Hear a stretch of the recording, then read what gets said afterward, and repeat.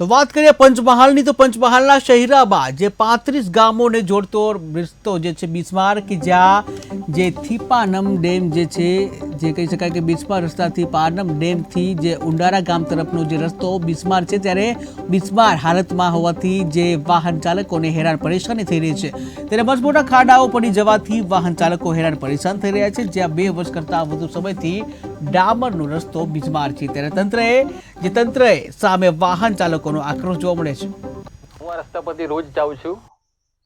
રસ્તો પાનમ ચોકડીથી ઉડારા પાનમ ડેમ અને છેક સંતરામપુર તરફ જતો રસ્તો છે।